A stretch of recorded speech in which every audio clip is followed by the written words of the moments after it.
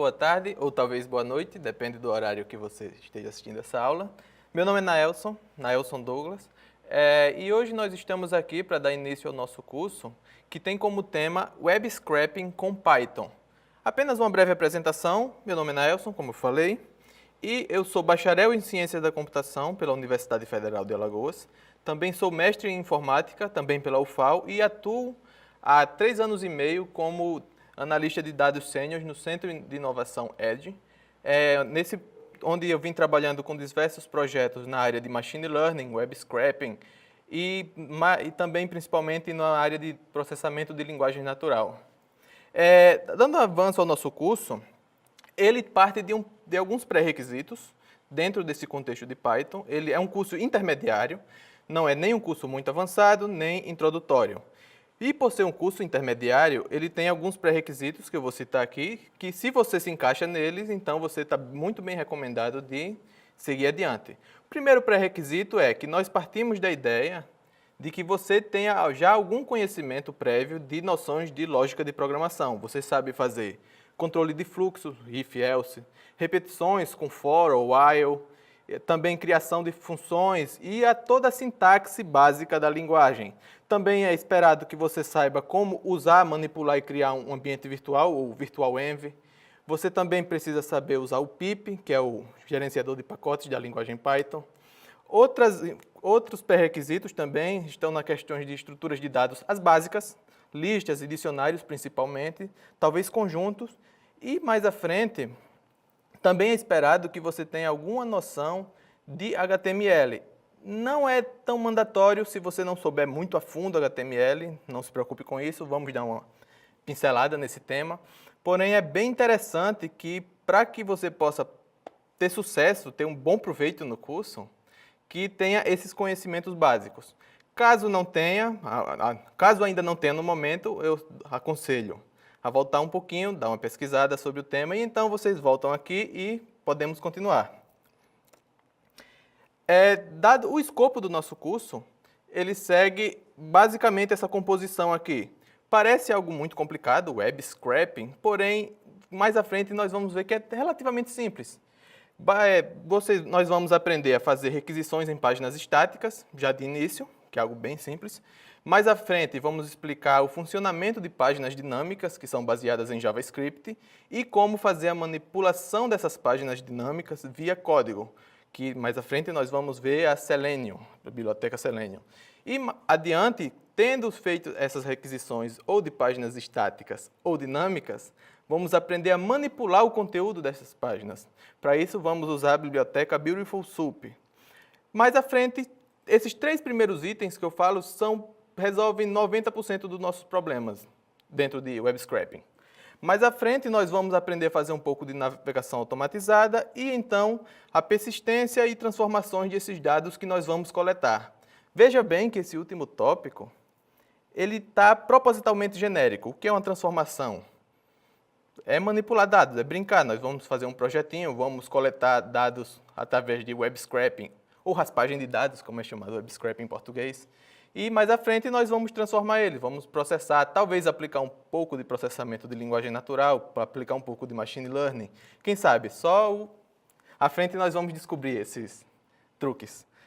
Mas eu garanto que vocês vão curtir, esse curso é bem indicado para quem tem interesse na área de data science, é extremamente importante. Um cientista de dados, cedo ou tarde, quase sempre ele vai precisar fazer raspagem de dados, então é interessante para você que queira seguir esse caminho, que queira aprender um pouco sobre manipulação de dados em Python. Vamos seguindo. Na introdução aqui tem um alerta, um aviso que eu quero dar para todo mundo, que é um aviso importante não especificamente para esse curso, mas para qualquer desenvolvedor de software, qualquer engenheiro de software na vida. Sempre procure estudar pela documentação e, possivelmente, seguir templates fornecidos por ela. Eu vou ensinar aqui várias técnicas, vários truques, vou passar vários conhecimentos sobre ferramentas e como utilizar elas. Porém, a verdadeira informação, a informação mais importante de qualquer ferramenta, sempre está na documentação. Por exemplo, Mais à frente, eu vou ensinar como fazer uma requisição usando requests. Muito bem, vocês vão aprender o passo a passo, uma requisição simples. Porém, isso que eu vou passar é 5% do que a biblioteca de requests consegue fazer. E onde que você descobre os outros 95%? Lendo a documentação. Para tudo que eu falar aqui, absolutamente tudo, qualquer ferramenta, vão olhar a documentação. É extremamente importante ler a documentação. E fazendo isso, por vezes vocês vão ver que essas documentações indicam templates ou códigos boilerplate, que são o funcionamento básico dessas ferramentas. Tentar deduzir essas templates, fazer eles manualmente, quase sempre é reinventar a roda. Então, usem os templates, assim, programadores experientes fazem isso. Quem está programando há 15, 20, 30 anos faz uso de templates e faz leitura extensiva de documentação. Então, fica a dica e vamos à nossa introdução. Então, o funcionamento de web scraping, ele é pré-requisito para entender ele, é bem interessante termos algumas noções de como funciona a web. Primeiro, o que é web? Web, em um resumo bem simplificado, é tudo aquilo que você executa dentro do seu navegador, ou seja, páginas. Por exemplo, todo mundo que está assistindo aqui provavelmente usa o WhatsApp. Vocês têm a aplicaçãozinha no celular, que é um aplicativo, um app. Porém, quando usamos o WhatsApp no computador, nós não instalamos um programa. Executamos eles direto do navegador. Tanto é que essa versão do computador é chamada de WhatsApp Web. Muito tempo atrás, não tanto tempo assim, 12, 15 anos, a existência de aplicativos web não eram tão comuns. Quem chegou a usar MSN, o Messenger, lembra que para poder bater papo você precisava instalar um programa. Você não abria o seu navegador e entrava no MSN.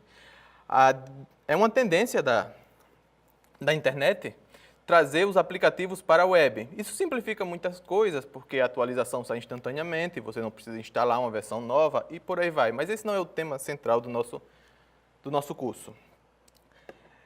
O que eu quero tocar no ponto é as questões, como a internet funciona, ela funciona através de protocolos. Sendo o mais importante dele o HTTP, vamos ver uns detalhes aqui. Mas antes de explicar o que é o HTTP, o protocolo HTTP, precisamos ver o que é um protocolo. Imagine que você quer enviar uma carta, como era feito nos anos 90, e quais são os passos para enviar essa carta? Primeiro, você tem que escrever o conteúdo em um papel, você tem que comprar o selo dos Correios. Esse selo precisa ser colocado no envelope com a carta escrita dentro. Essa carta precisa ser escrita numa linguagem comum entre o remetente e o destinatário, ou seja, você tem um conjunto de regras para que ocorra a comunicação entre os dois pontos. Esse conjunto de regras para a comunicação em computação é o que nós chamamos de protocolos. E, ao se tratar de redes, existem vários protocolos, como, por exemplo, o protocolo TCP/IP, que é bem famoso, que é o que faz o endereçamento de máquinas. Tem lá o seu conjuntinho de regras. Tem o protocolo DNS, que faz o mapeamento de nomes para um IP. E o mais famoso, que é na internet, muito famoso, é o HTTP. O protocolo HTTP, toda a base da comunicação web é construída em cima dele. O que se precisa saber de imediato sobre esse protocolo é que ele funciona com requisições, ou seja, eu tenho o meu servidor, que ele está aceitando requisições, e o cliente, seria meu celular, o meu computador, que ele quer pegar uma informação desse computador, desse servidor. Então, ele envia uma requisição HTTP e o servidor responde ela. Mais uma vez, essa é uma simplificação enorme do protocolo. Ele é bem mais detalhado, como podemos ver aqui na documentação dele. Tem algumas páginas. Lembre que eu falei, sempre leio uma documentação. Como eu falei, é uma simplificação enorme. Porém, por hora, ela resolve a nossa contextualização do problema. Quando trata-se de dados na internet, nós temos várias formas de compartilhar esses dados. E uma forma bem consolidada é pelo uso de APIs ou APIs REST. A API REST não é um protocolo, mas sim uma arquitetura de comunicação, a qual você pode usar, um servidor pode disponibilizar informações para clientes. Aqui eu tenho um exemplo de uma API que eu trouxe, que essa daqui é uma API sobre economia, está aqui, você vê ela está escrita sobre o protocolo HTTP, e ela traz cotações de moedas. Bora fazer uma requisição nela? O nosso navegador, nesse caso aqui é o Firefox, ele é basicamente uma máquina de fazer requisições. Ele faz bem mais do que isso, porém, nesse momento, quando eu abro um link no meu navegador, o que eu estou fazendo é uma requisição GET, HTTP GET. Nesse caso aqui é uma API REST, e ela vai me devolver um payload, que nesse caso é esperado que seja no formato de dicionário. E exatamente, ele voltou aqui, isso aqui é um dicionário, não está cru, porque podemos ver os dados crus. Deixa eu dar um pouquinho de zoom para ficar mais fácil de ver. Essa confusão de texto aqui, que vocês estão vendo na tela, se o aluno com o olho mais vivo percebeu que isso aqui é um dicionário facilmente, do mesmo jeito que nós fazemos dicionários em Python, lembrem bem, um dicionário é uma associação de uma chave com um valor. Por exemplo, eu posso associar com o número 1. Então, eu tenho aqui o meu dicionário, se eu acesso a chave 1, é esperado que eu retorne o valor 1. Quando nós estamos trabalhando com coleta de dados e temos acesso a uma API, uma API, nós estamos no paraíso. Por quê? Porque o dado está sendo dado de graça nas nossas mãos. Nessa situação, onde nossos dados estão disponibilizados através de API, nós não precisamos de web scraping. Não existe a necessidade de ir na página web e tentar raspar esse dado. Por quê? Porque ele já está sendo dado de graça através de uma API. Nesse caso aqui, eu estou pegando as cotações de dólar para real, dá para ver aqui pela URL, de euro para real e de Bitcoin para real. Deixa eu simplificar aqui a requisição. Pegar a cotação apenas de dólar para real. A API devolveu, vamos ver o dado bruto. O Firefox ele faz essa formatação automática, mas nós gostamos assim da bruto, texto puro. Quando temos a API, como eu falei, tudo é mais simplificado. Porém, nem sempre temos API, nem sempre temos essa comodidade de acessar os dados de forma tão simplificada. Porém, quando temos, é extremamente fácil de trazer essas informações para o nosso código, para a nossa aplicação, de forma automatizada. E para isso, o Python disponibiliza a biblioteca requests, mais uma vez, documentação, Python requests, documentation.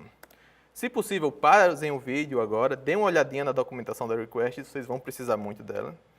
Mas ela é extremamente simples de utilizar. Lembra quando eu falei que no nosso navegador, quando acessamos um link, como por exemplo aqui, o que estamos fazendo, na verdade, é uma requisição GET.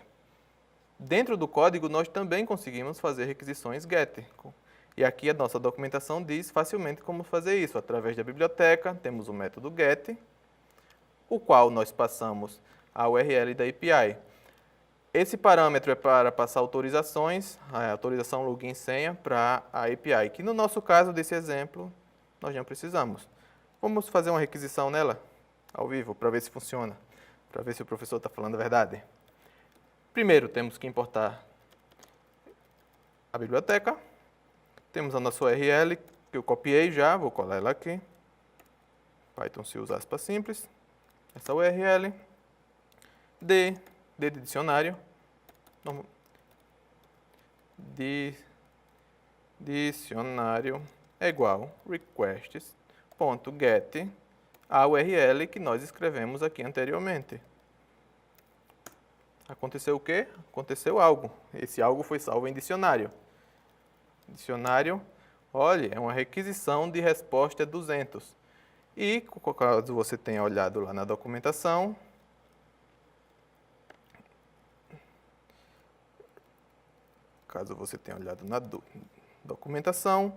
uma requisição de resposta 200 é uma requisição que deu certo, que retornou o valor esperado. Ok, muito bem. Nós vimos que o valor esperado foi retornado, mas onde está o valor esperado? Tão simples acessar ele dessa forma. Dicionário, ponto, transforma em JSON. Os mesmos dados que nós acessamos no nosso navegador estão aqui coletados dentro do nosso código. Com isso, nós podemos fazer diversas manipulações, como, por exemplo, eu quero acessar aqui o USD, BRL, que é dólar para real. Enter, está aqui as variações. Qual é o código? Code. Isso aqui é um dicionário padrão. Isso aqui é esperado que vocês saibam manipular dicionários. É uma premissa do curso, como foi citado anteriormente. Pois bem, conseguimos acessar uma API utilizando requests, que é algo trivialmente simples, porém nem sempre nós vamos ter essa comodidade. Nem sempre o dado que nós queremos vai estar disponível através de uma API. E o que acontece o que nós fazemos quando isso acontece? Uma possível solução é o uso de web scraping, como acabamos de falar. O que é web scraping? É você ir na página web, no conteúdo que está no seu navegador, no seu Firefox, no seu Chrome, e puxar ele para dentro do seu código. Aqui nós puxamos o conteúdo da API através de uma request. Porém, o conteúdo de navegador, o conteúdo de web, ele não é feito pensando em código, ele não é feito pensando na automação. Ele é feito pensando no Firefox, é feito pensado no Chrome, é feito pensado na apresentação para o usuário final. E para fazer esse acesso e essa manipulação dentro do código através de web scraping, nós precisamos de usar algumas técnicas. E aí, são elas que nós vamos ver agora.